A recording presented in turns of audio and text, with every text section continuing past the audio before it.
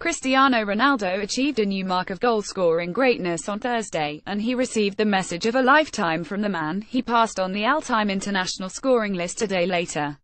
Ronaldo's 3 goals for Portugal in its 5-1 win over the Faroe Islands took his overall international goal total to 78 goals in 144 appearances, taking him into the top 5 all-time in international play and 1 ahead of Brazilian legend Pele. More latest Premier League standings on Friday morning. Pele himself congratulated the 32-year-old Portuguese star for passing him on the all-time international goal-scoring list. Ronaldo was too young in 2004, just 19 years old, to be named to Pele's FIFA 100, but if Pele amended the list, Ronaldo would certainly be on it. Ronaldo is currently tied with Iraq's Hussein Saeed and is 1 goal behind Zambia's Godfrey Chitalu in the scoring list. The top 3 is led by Iran's Ali Daei with 109 goals, followed by Hungarian legend Ferenc Puskás with 84 goals and Japan's Kunishige Kamamoto with 80 goals. The U.S. men's national team faces arguably its toughest opponent left in the Hex as Costa Rica makes its way north. Friday's match at Red Bull Arena in Harrison, New Jersey sets up a rematch with revenge and booking a World Cup ticket on the mind for the U.S., and earning a triumphant sweep over the USMNT on the other side. Read USMNT vs. Costa Rica preview following the Gold Cup. This is the first time Bruce Arena has had his full selection of players available, and even with a pair of injuries on the backline, the veteran coach has most of the USMNT's top players available. At the same time, even with Joel Campbell missing from action, Costa Rica brings one of its strongest squads, setting up a great battle in the shadows of New York City.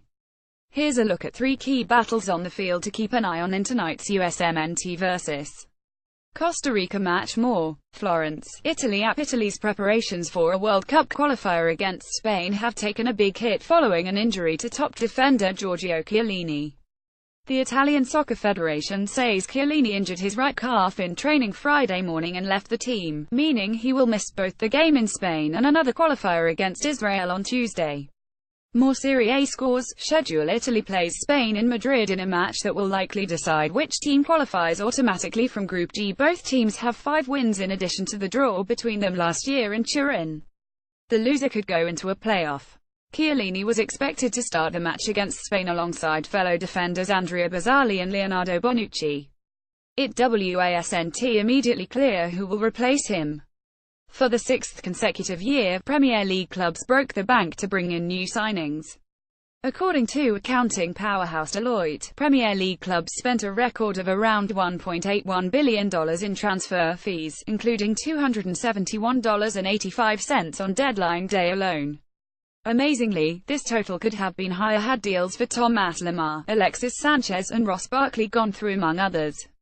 Follow all of PST's place coverage. The summer transfer window's total is nearly $1.3 billion more than was spent 5 years ago, but it's in line with the increased revenues for clubs across the Premier League thanks to new television deals around the world.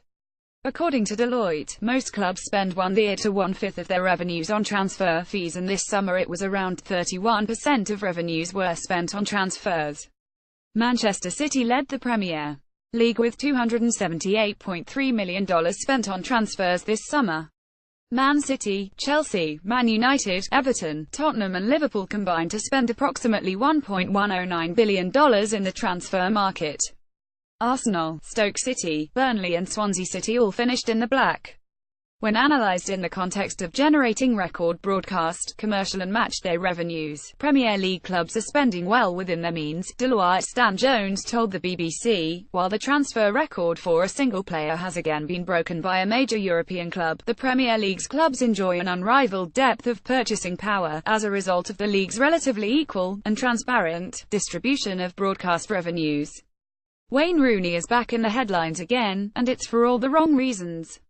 While spending his first FIFA window away from the England national team after announcing his international retirement in August, Rooney was reportedly arrested on suspicion of driving under the influence early Friday morning near his home in Cheshire, England. Update later Friday morning, Cheshire Police announced that it has charged Rooney with driving whilst over the prescribed limit. His VW Beetle was pulled over around 2 a.m. Friday. Rooney was released on bail and was given a court date of September 18 at Stockport Magistrates Court. More watchful place-match replays. It's not Rooney's first run-in with excessive drinking. Just last year, he was reported to have been partying until 5 a.m. while on international duty with the England national team.